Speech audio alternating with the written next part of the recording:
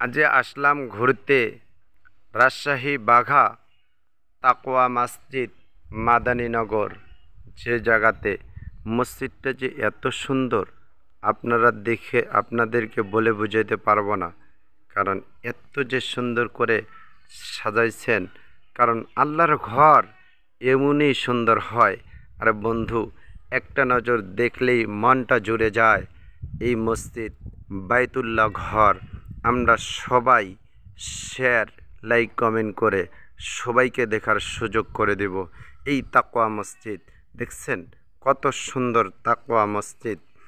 কারণ তাকওয়া মসজিদ মাদানীনগর রাজশাহী বাঘায় এত সুন্দর একটি মসজিদ তৈরি করছেন দেখে আমার মনটা জুড়ে গেল।